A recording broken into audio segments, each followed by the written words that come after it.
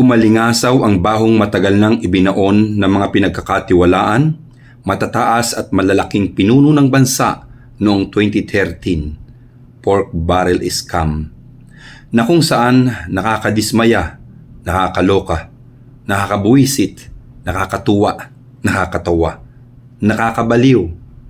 Parang pelikula lang ang twist ng mga istorya.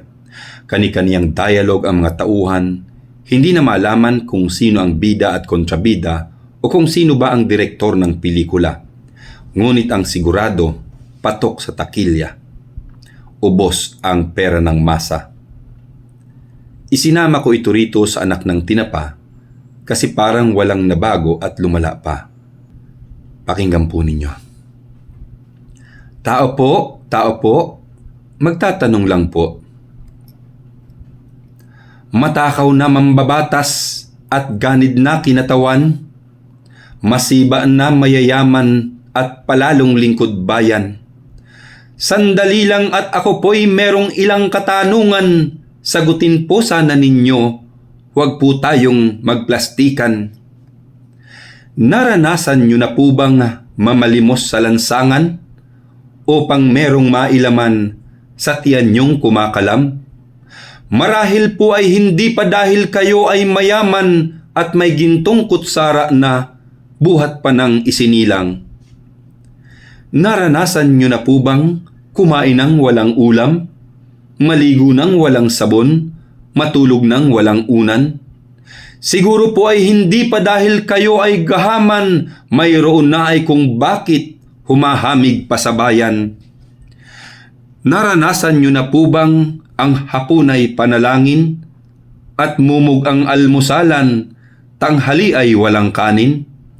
Marahil po'y imposible dahil kayo ay salarin, magmula pa sa nuno nyong ninakaway sapin-sapin. Naranasan nyo na rin bang manimot ng tira-tira at magkalkal ng pagkain sa gabundok na basura? Marahil po'y imposible, marahil po ay hindi pa dahil kayo ng isilang ay santambak na ang pera. Ako ba ay tamad lamang kaya ako'y naghihirap? O di ako yumayaman dahil ako ay matapat? Kayo kaya ay marangya dahil kayo ay masikap? O dahil ba kayo'y sangkot sa nakawang malaganap? Kaya pa ba ng budhi niyong makatulog ng banayad pag mayroong nakikitang namatay ng butot balat? Nalulunok niyo pa po ba ang pagkaing masasarap pag mayroong namamasdang namatay ng nakadilat? Kaya pa ba ng budhi niyong maglustay at magpasarap?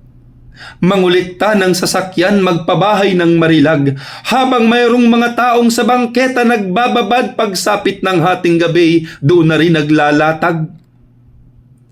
Kung kaya nyo ay purihit, makapal ang inyong mukha, lalot kung ang yaman ninyo'y sa tax namin nagmumula. Ngunit sana'y tandaan nyong kahit ako'y isang dukha, konsensya ko'y walang bahid at ang budhi mapayapa. Hindi nyo ba napapansing mataas na ang bakod nyo? Pintuan nyo at bintana kay lalaki ng kandado. Dahil kayo'y natatakot sa multo nyo at anino na baka nga isang araw ay kumatok na sa inyo. Bakit sa tuwing lumalabas may suot kang kutamaya? At sa tuwing may lakad kay sandamukal ang iyong gwardya, kanino ka natatakot? Ay kayo po ang vampira, manananggal ay kayo rin, at kayo pa ang buwaya. Saan nyo ba gagamitin? Naipon nyong kayamanan, na ang iba'y hinuthot nyo sa tulirong taong bayan. Siguro'y pampagawa ng sariling bilangguan sa lipingan ng bayani, kapiling ng kasabwatan.